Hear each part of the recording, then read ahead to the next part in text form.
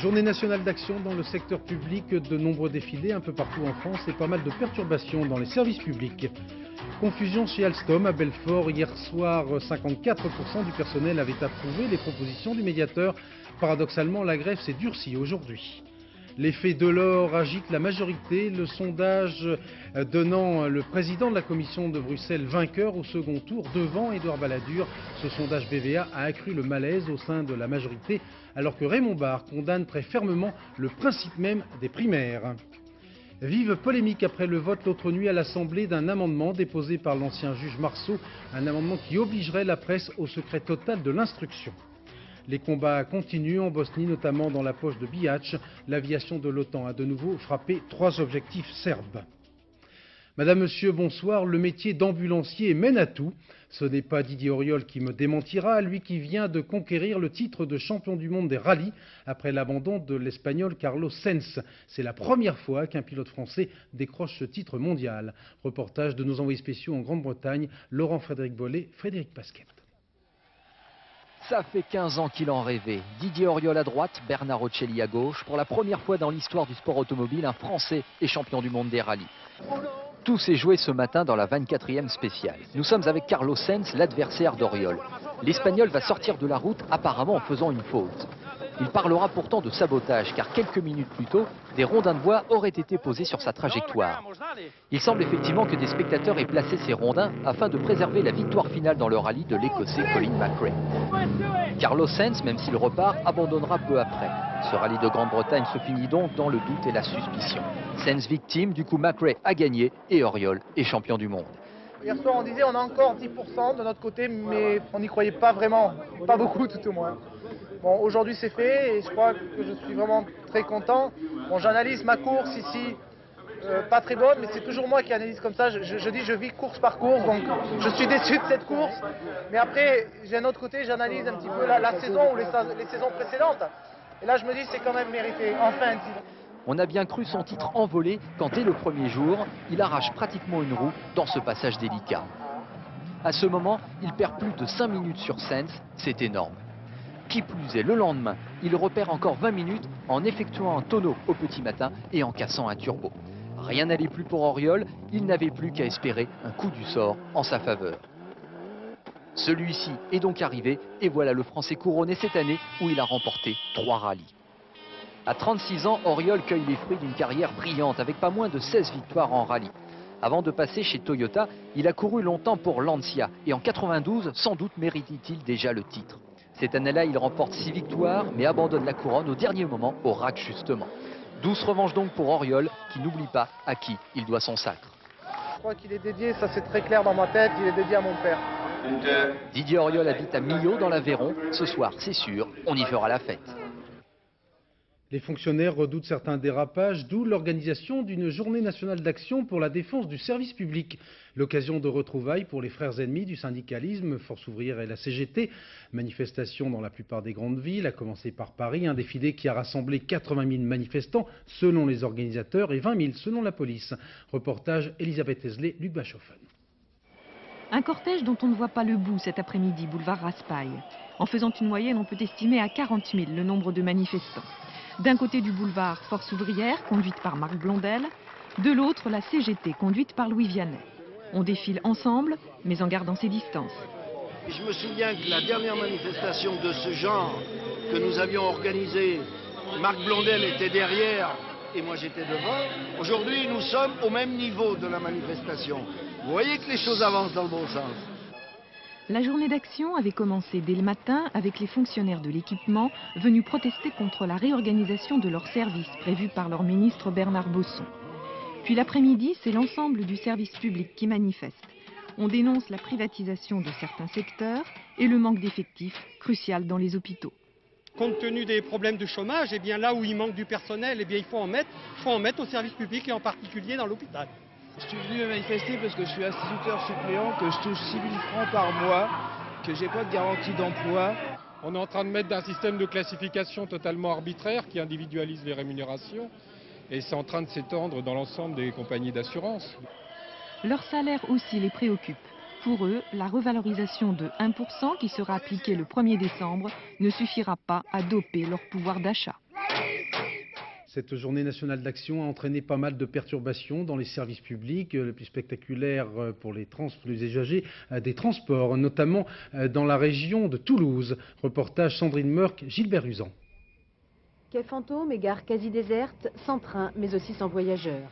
Informés hier de ce préavis de grève, les usagers sont peu nombreux à s'être laissés piéger par la baisse brutale du trafic ferroviaire, réduit aujourd'hui à 10% de la normale. Vous êtes une privilégiée, là, vous avez réussi à prendre votre train, il n'y en a pas beaucoup aujourd'hui. Il n'y avait que celui de 7h05 et puis voilà quoi, alors que d'habitude il y en a 3 ou 4 dans la matinée. Les liaisons régionales ont été les plus touchées par la grève, avec seulement un train sur 6. Côté grande ligne, un train sur 3 a circulé et le TGV a assuré ses 3 dessertes quotidiennes sur Paris. Mais malgré le flegme affiché par tous, certains voyageurs ont connu quelques difficultés d'aiguillage. On a pris le train hier après-midi à Saint-Gervais et ils nous ont pas dit qu'on risquait de rester en panne en route. Et pourtant j'ai aller au Portugal, je suis très en retard. Et je n'aurai pas mon bateau, donc problème. J'ai téléphoné, on m'a dit qu'il y aurait mon train, et là on me dit qu'il n'y a pas le mien. Alors je suis en colère, c'est tout. On profitera pour visiter la ville. Comme on ne la connaît pas, autant profiter. Alors vous voyez, j'ai passé la journée à attendre et j'ai manqué tous les rendez-vous, madame. Il n'y a qu'un seul train pour revenir à Castelnaudary. On a dû rater la répétition d'Orchestre Symphonique. Alors au total, j'ai perdu 4 heures à Carcassonne, 3 heures ici. Et voilà, mais quand même, j'ai lu un bouquin, ça c'est l'avantage. Ah, moi ça m'a pas gêné, je suis cheminot. La grève, suivie par près de 35% des agents SNCF, s'achève demain matin 6 heures. Confusion chez Alstom à Belfort. Hier, 54% des salariés s'étaient prononcés en faveur des propositions salariales du médiateur. Paradoxalement, la grève s'est durcie aujourd'hui alors que les syndicats apparaissent très divisés sur la suite à donner à ce mouvement. Reportage de nos envoyés spéciaux, Jérôme Corquiquian, Jean-Michel Mier. L'Alstom n'est pas une prison. Vous voulez pas travailler pour 7500 francs? Allez, libre à vous d'aller ailleurs. Mais ouvrez les portes. Ou non? Vous en faites pas à Noël, vous mangerez la dinde et nous on mangera les cuissons pour moi. Et si on n'arrive plus à vendre et qu'on a plus de commandes ici et que tout le monde regarde, je suis chômeur et français. Le face-à-face d'une usine divisée. Il y a ceux qui ont voté hier soir en majorité pour la fin du conflit avec la direction et les autres qui contestent le scrutin. Piquet de grève renforcé, occupation des lieux, rien n'a bougé. Je ne peux pas admettre que des cadres qui ont, je le répète, entre 16 000 et 270 000 francs par mois, 27 millions de centimes, puissent décider pour des gars qui ont 6 000 francs par mois, qui puissent décider pour 75 francs d'augmentation. Le vote uniquement pour ceux qui sont concernés par les propositions de la direction, c'est ce que demande la base des grévistes. Après 5 semaines de conflit, la fracture grandit au sein du personnel. Ce soir, les syndicats sont divisés. Dans les usines Alstom du territoire de Belfort, c'est la base qui tire le mouvement. Il n'y a pas de CGT, il n'y a pas de CFDT, il n'y a pas de défaut. Ça a commencé comme ça. Il ne faut pas dire que c'est les syndicats qui ont commencé. C'est la base qui a commencé, c'est la base qui finira. Face à une situation bloquée, la direction est un peu prise au dépourvu. La déconnexion entre les syndicats et la base ne facilite pas la fin du conflit. Est-ce qu'ils sont déconnectés ou est-ce que... Je ne sais pas, en fait. Je vois-t-il qu'il faut peut-être laisser un peu de temps pour que les esprits rentrent dans le calme et que les choses rentrent dans l'ordre. Demain, journée test. La CFDT appelle à l'ouverture des portes. La CGT demande une manifestation pour sonder la détermination des grévistes. L'effet de l'or agite la majorité, le baromètre BVA donnant l'actuel président de la Commission européenne vainqueur au second tour devant Édouard Balladur et a fortiori devant Jacques Chirac. Ce sondage a accru le malaise au sein de la majorité, les balladuriens, comme l'on dit, se prononçant désormais sans détour pour un retrait pur et simple de Jacques Chirac. Jérôme Catala, Guylaine Chenu. Pour la première fois, dans ce sondage BVA, Jacques Delors arrive en tête dans la course à l'Elysée avec 52% d'intention de vote contre 48% pour Édouard Balladur. Une chute de 7 points pour le Premier ministre et un gain d'autant pour Jacques Delors. Une tendance manifeste dès le premier tour. Des chiffres abondamment commentés cet après-midi, notamment par les amis de Jacques Delors. Je crois que la dynamique joue en sa faveur. Et surtout, ce que j'observe dans ce sondage, c'est que M. Balladur est sanctionné dès le premier tour. Parce qu'aujourd'hui, le gouvernement ne gouverne plus. Et c'est ça ce que les Français sont en train de sanctionner. Au deuxième tour, Jacques Delors distance aussi Jacques Chirac, avec 56% d'intention de vote contre 44%. Au premier tour, toujours derrière Jacques Delors, c'est Édouard Balladur qui reste le candidat de droite le mieux placé. Il obtient un score de 21% contre 16% pour Jacques Chirac. Un résultat qui n'a pas manqué de faire réagir balladuriens et chiraciens. À mon avis, la preuve est faite que toute division avec la multiplicité des candidatures, entraîne la majorité à la défaite. Jacques Chirac est un homme d'État suffisamment responsable. Ce qui est prioritaire pour lui, c'est que ce soit ses idées qui triomphent et son camp. Il me semble qu'à un moment donné, il serait obligé de tirer la conséquence de ces sondages et de retirer sa candidature. Cette photographie de l'instant présent ne me paraît pas un élément déterminant, ou dans ce cas-là, faisons l'élection présidentielle sur la base des sondages. Un sondage qui aggrave les tensions au sein de la majorité alors même qu'il illustre les ravages de la désunion. Une situation dont profite plus que jamais le non-candidat Jacques Delors. Autre enseignement de ce tableau de bord, BVA, 28% seulement des Français souhaitent que des primaires départagent les candidats de la majorité, alors que 50% des sondés préfèrent un premier tour tout à fait classique. À noter ce soir la très violente charge de Raymond Barre contre ce système de primaire défendu ardemment par Charles Pasqua.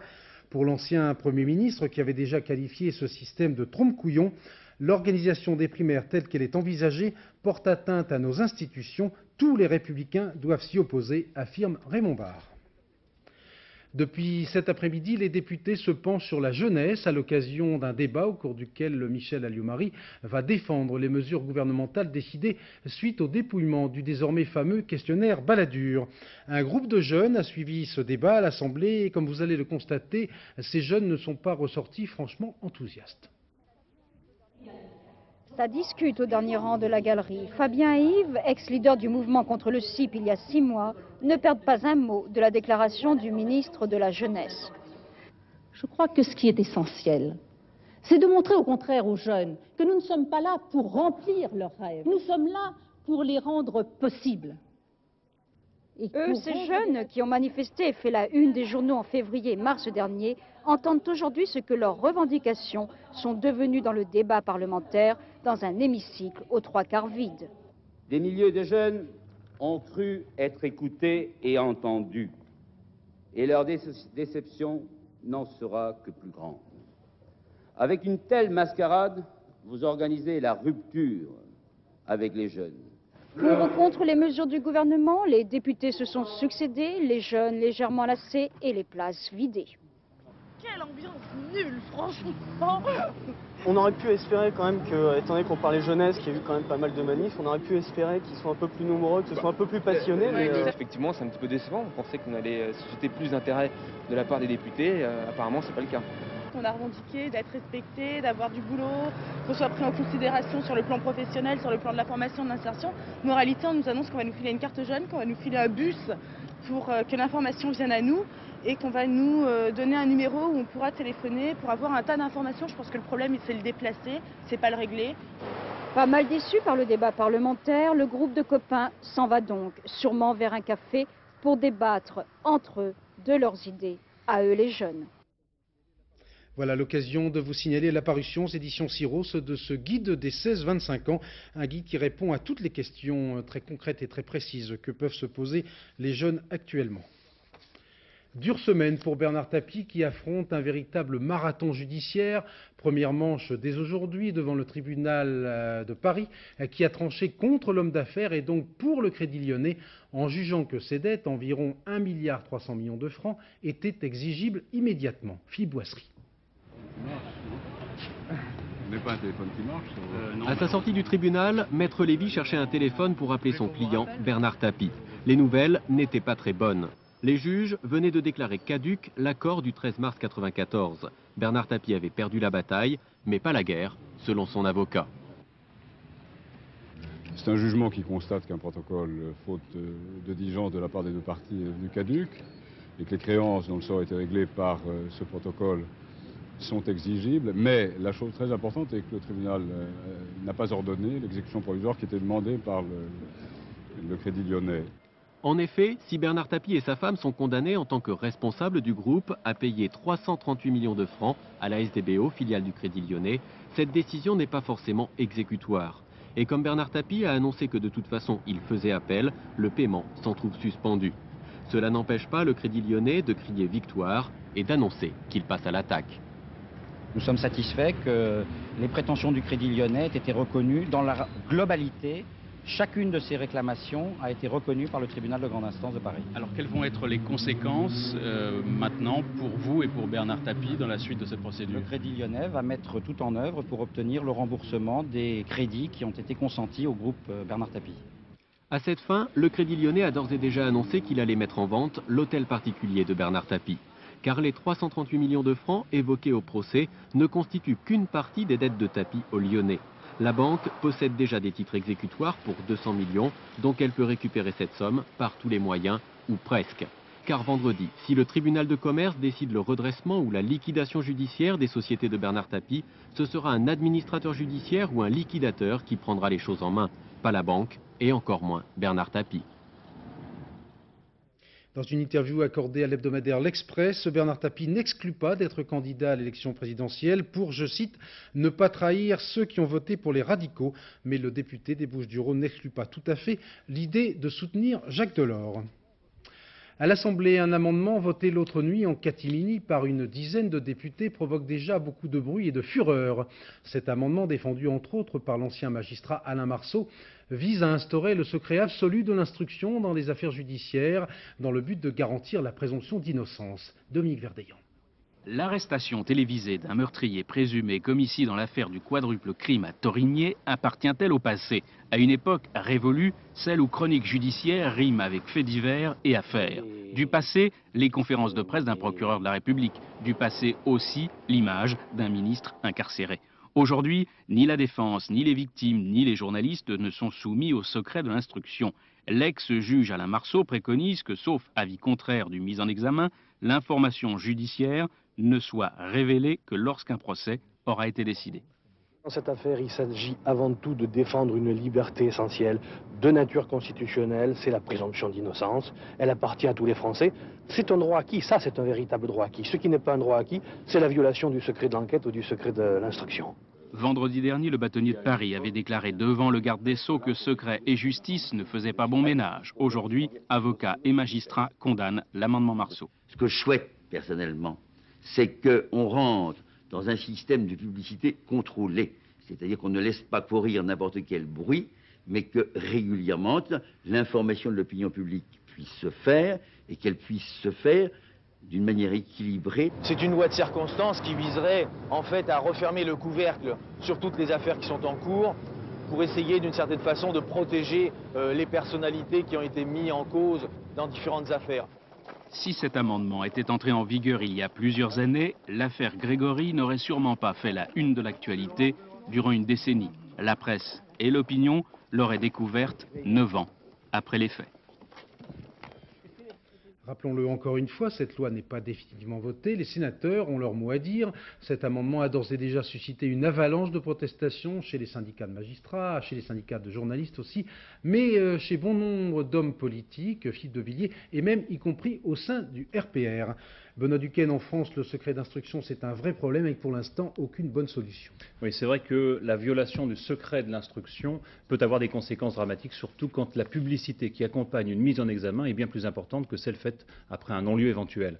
C'est vrai aussi que le secret de fait n'existe plus, qu'il est bafoué, qu'il est violé tous les jours, que les origines des fuites sont multiples, incontrôlables, et qu'il peut paraître plus facile, même si c'est illusoire, de faire taire la presse plutôt que de colmater les brèches.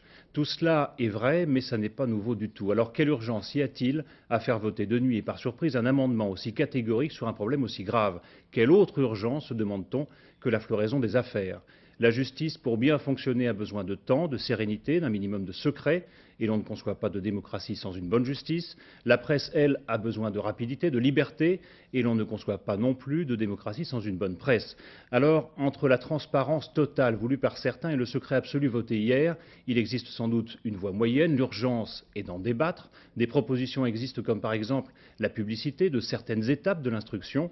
Le secret absolu, lui, n'est pas une réponse, mais un piège. D'abord, parce qu'il est inopérant. Ensuite, parce qu'il ne peut faire croire qu'à une chose, que la droite aujourd'hui compterait sur lui pour se débarrasser des affaires, comme la gauche hier a voulu les effacer par une loi d'amnistie. Merci Benoît Duquesne. Nous aurons bien évidemment l'occasion d'en reparler, puisqu'encore une fois, cette loi n'est pas définitivement votée. Soigneusement encadré par des policiers du raid, Taslima Nasrin a affirmé dès son arrivée sur le sol français se sentir en plein cœur du monde civilisé.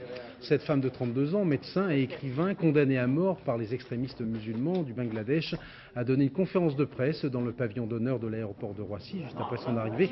Conférence de presse sous haute surveillance. Taslima Nasrin est en France pour une dizaine de jours avec au programme un véritable marathon de rencontres avec des personnalités politiques, des intellectuels, mais aussi ses lecteurs dans les magasins Fnac.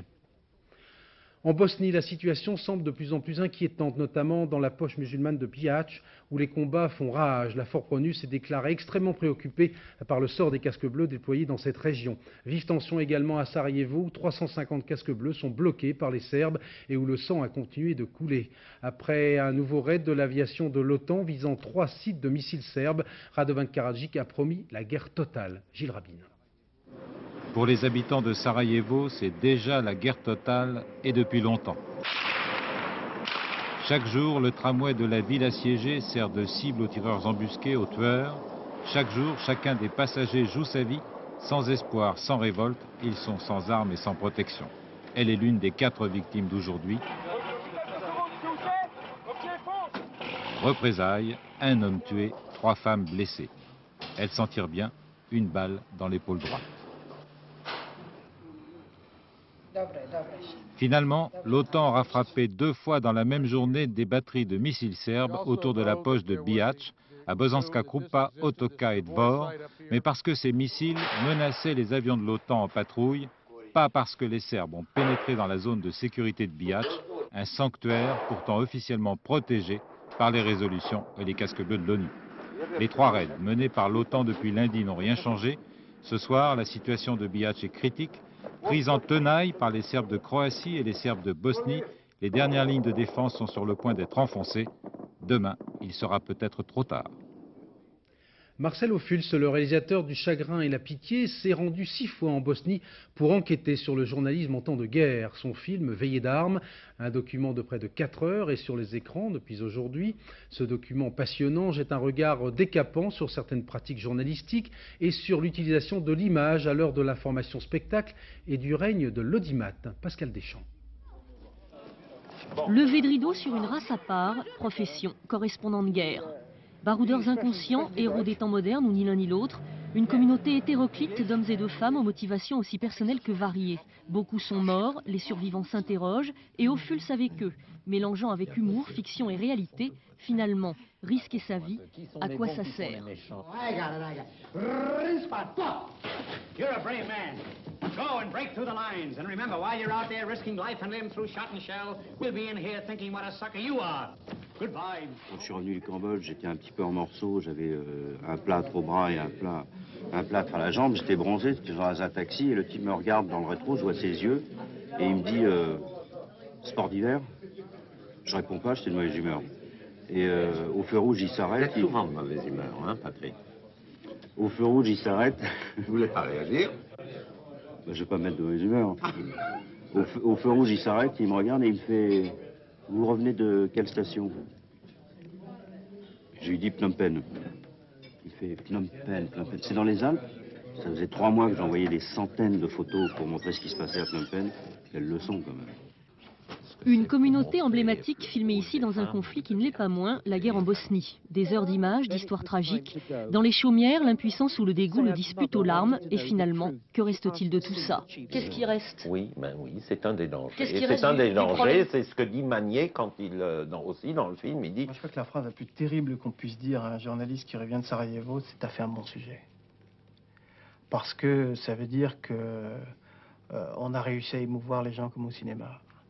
Et j'ai honte quand j'entends ça. Il y a des gens qui prévoyaient que l'explosion des médias, et notamment le rôle de la télévision, ferait que les gens perdraient des notions de pudeur, des notions de décence, de sens des proportions, et puis, plus important que tout, peut-être, qu'ils perdraient la notion de savoir faire la différence dans leur vie même, entre la réalité et la fiction. Je voudrais te lire quelques passages de la préface de ton copain Macaulay. Je suis d'un tempérament pessimiste et c'est pourquoi je ne vois guère d'avenir pour le photojournalisme. Ça veut dire quoi? Je sais pas, moi si j'étais pessimiste, je verrais que de l'avenir pour ce qu'on fait, hein, parce qu'on n'est pas prêt à être au chômage avec ce qui se passe. Hein.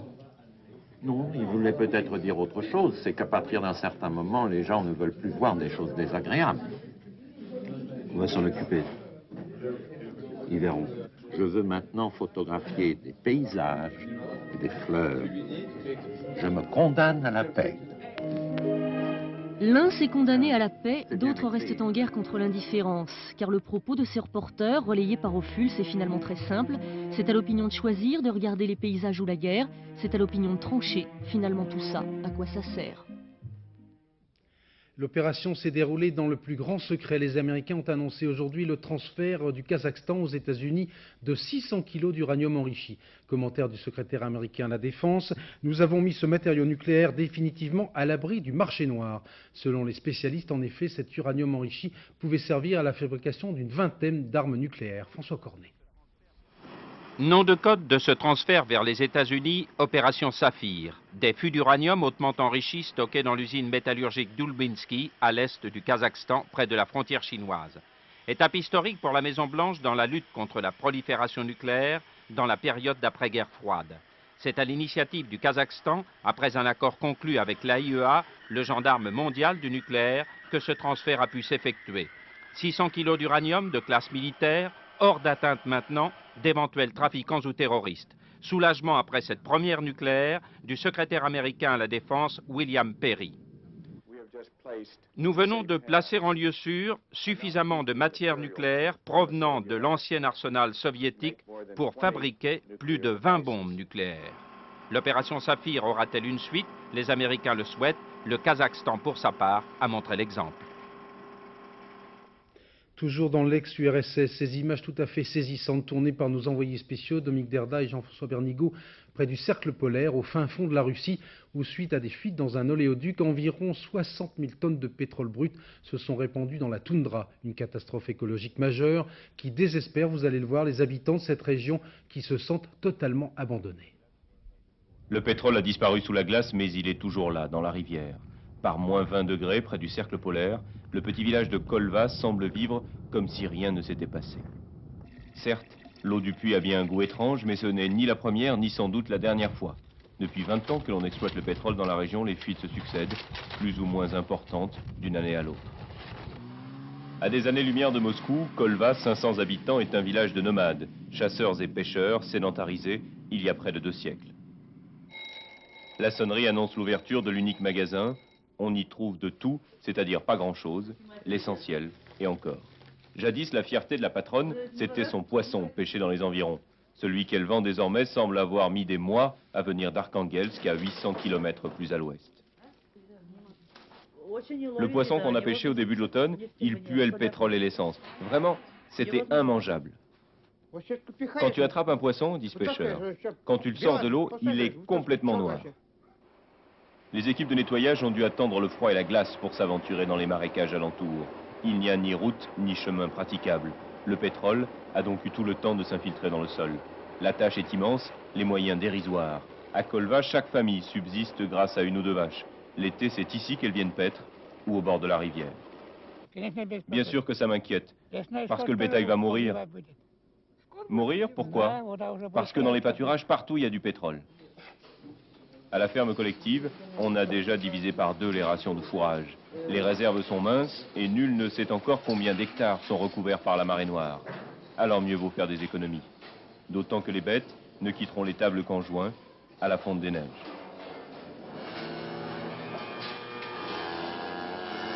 Certains ont bien écrit de timides lettres de protestation, rédigé de modestes demandes de dédommagement, mais comme toujours, ils se sont heurtés à l'indifférence de la toute-puissante compagnie pétrolière.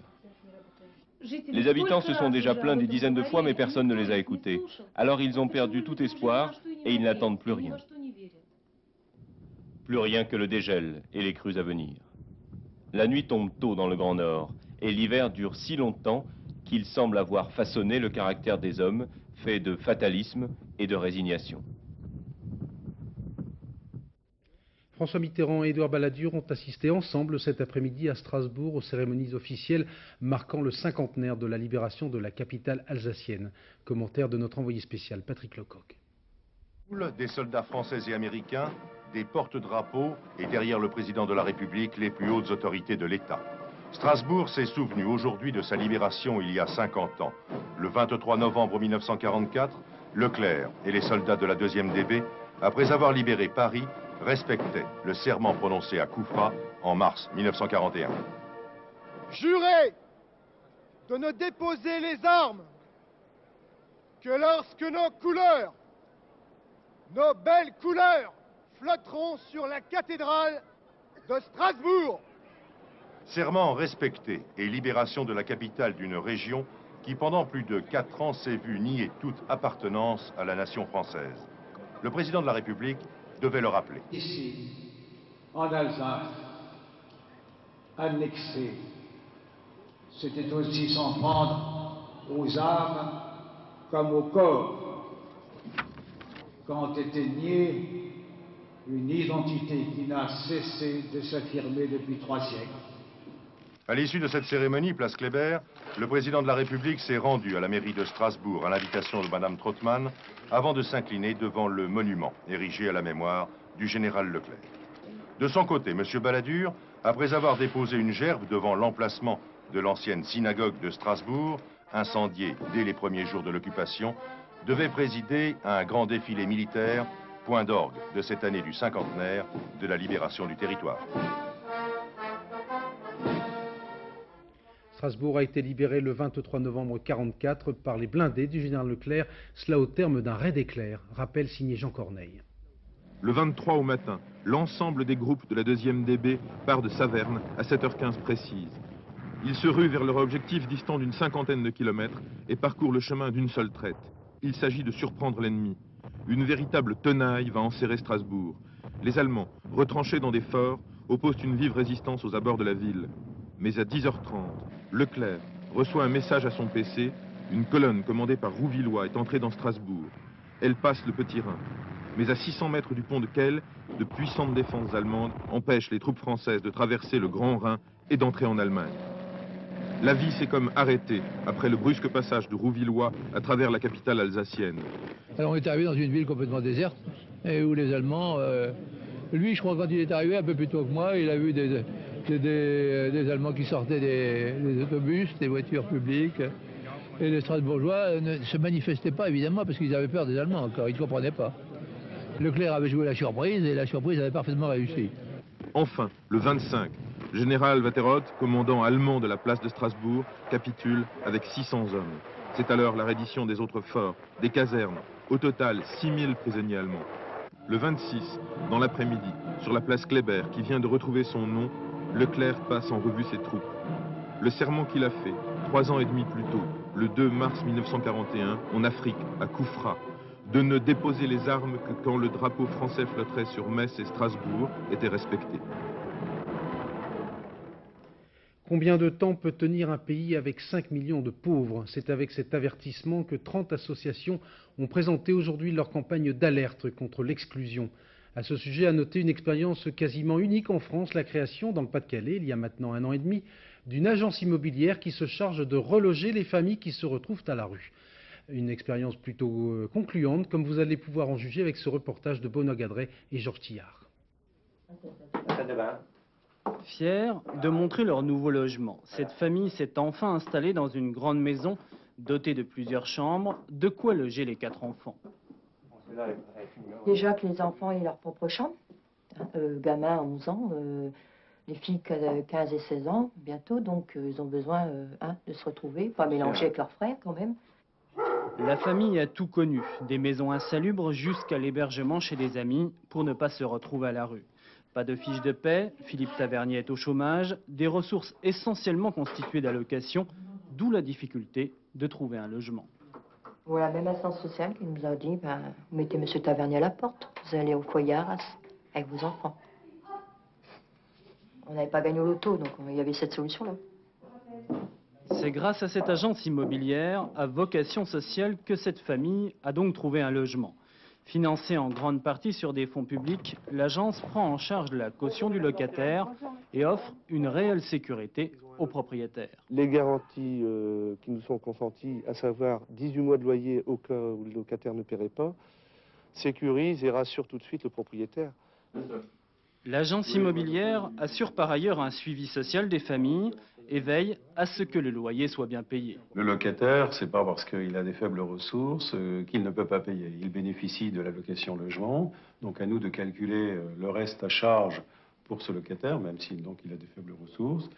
Et aussi, il faut convaincre le propriétaire qu'un locataire qui a des faibles ressources ne pose pas forcément des problèmes de comportement. 70 familles ont été ainsi relogées par l'agence, une seule a posé problème. Mais dans le département du Pas-de-Calais, elles sont plus de 2000 inscrites sur une liste d'attente. Je vous signale la parution de ce livre blanc contre l'exclusion, préparé par mes confrères de La Croix et de France Inter, un numéro hors série tiré à 150 000 exemplaires. Le procès du tourisme sexuel spécialisé dans la pédophilie s'est ouvert aujourd'hui en Belgique avec la comparution d'un ancien pasteur anglican responsable du guide Spartacus, poursuivi pour publication incitant à l'exploitation sexuelle des enfants. Maryse Burgot. John Stamford est habituellement un homme très discret, mais cette fois, impossible d'échapper aux photographes. Depuis ce matin, le pasteur anglais comparaît devant le tribunal de Turnhout, en Belgique. Un homme aux allures débonnaires, accusé d'avoir édité des publications incitant à l'exploitation sexuelle des mineurs. Parmi elles, le Spartacus Gay Guide, un guide pour homosexuels qui n'est pas ouvertement pédophile, mais qui permet de rentrer dans un réseau très organisé. Un réseau qui mène essentiellement sur les plages d'Asie où des enfants se prostituent pour quelques dollars. Sortir les enfants de la prostitution, c'est précisément le combat de ce prêtre. En 85, en Asie, il entend parler du réseau Stamford. De retour en Europe, il cherche John Stamford et le trouve à Amsterdam. J'ai dit à Stanford que je travaillais pour quelqu'un d'extrêmement riche et d'extrêmement célèbre qui était pédophile. Je dis quel service vous pouvez nous rendre? Et Stanford m'a dit j'ai 1000 correspondants dans le monde, je peux vous fournir un enfant de l'âge et du sexe que vous voulez dans n'importe quel pays du monde, dans l'hôtel dans les 2 heures après l'arrivée de votre patron. Un tourisme sexuel qui a ses propres catalogues. Les membres du Spartacus Club ont accès à des fiches détaillées pour chaque pays avec nom et adresse des enfants. C'est notre société qui actuellement est malade. Qu'est-ce que c'est que cette société qui génère des hommes qui ont envie d'aller faire l'amour avec des petites filles de 5 ans ou des petits garçons de 8 ans? John Stamford comparaît pour la 4e fois devant un tribunal. Jusqu'à présent, faute de preuves, il a toujours été acquitté. Aujourd'hui, pour le délit de presse qui lui est reproché, il risque 1 an de prison maximum. 3 associations, parties civiles dans ce procès, réclament donc que les faits soient requalifiés.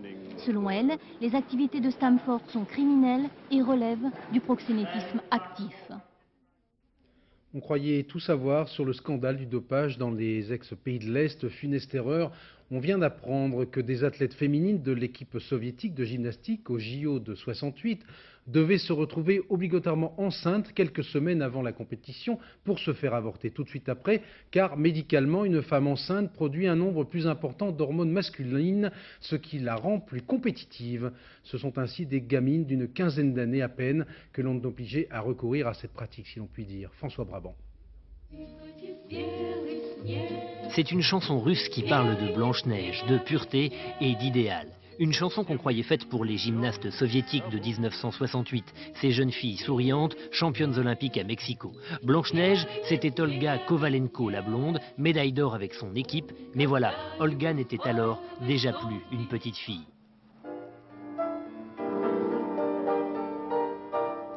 Olga, ici lors de la compétition olympique, est enceinte de 10 semaines. Et ça n'est ni un accident ni un désir, c'est tout simplement parce qu'on le lui a fortement conseillé. On nous disait il faut faire comme ça sinon tu n'iras pas au jeu. Et pour une sportive évidemment il est très difficile de se dire tant pis, je n'irai pas au jeu. 15 jours après les Jeux, Olga a subi un avortement, là, dans cet hôpital en Russie, avec beaucoup d'autres athlètes soviétiques.